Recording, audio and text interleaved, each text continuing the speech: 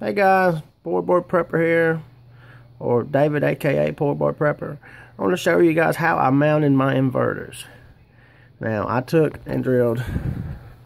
We're getting remodeling, got to paint the drywall again because it's a new home we just moved into. But I took and drilled holes through the floor, took me a coat hanger, and this is I believe this is 6-gauge wire, but I bought a whole roll of it. I put 2 wires through there. I took a coat hanger, pushed it down through the insulation because we live in a double wide. I pushed it down through the insulation, pulled the wires down, and it runs outside to my battery box. A lot of things I've seen with people is they've got their battery box, their inverters and everything, and then they've got an extension cord running into their home, which I don't want to do that because I think it looks kind of trashy and junky. So this is the way I done mine. And this is the MC4 connector. I bought a bunch of them when I got my panels. It's a 50 amp inline fuse. You know, I always put a fuse on my inverter. You know, it comes up. It's kind of, I don't like that bend so much, but it works. It ain't too kinked.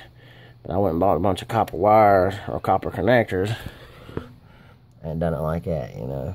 That way I can slide them to each other, and I just put a little electric tape on it, kind of hold it together. I mean, that's crimped down, but it still works pretty good. But that's how I done it. I mounted it right to my wall. This is a Cobra. And it's got 2 plugs, got your USB port and all that stuff. And I don't know why they had this on the wall. I guess they had plastic wrapped up on here. We gotta take all that crap off.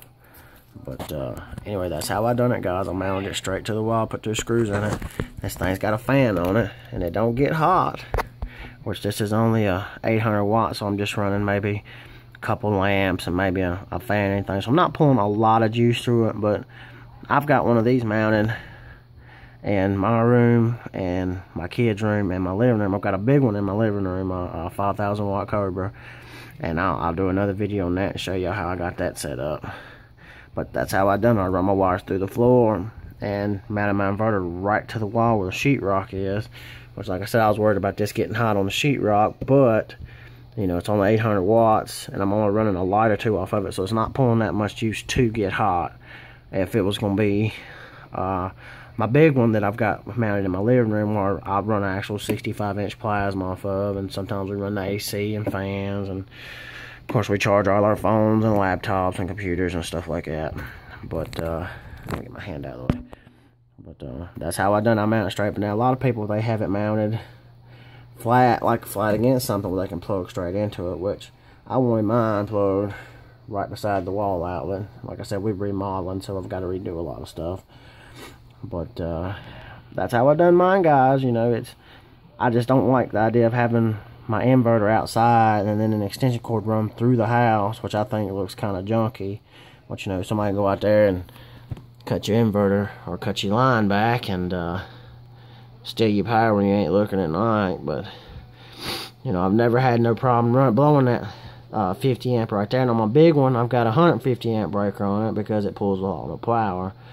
But them fuses I got off eBay, and I wanted the inline, the clear one, so you can see if your fuse blowed or not. It takes a lot of trouble and hassle out of it.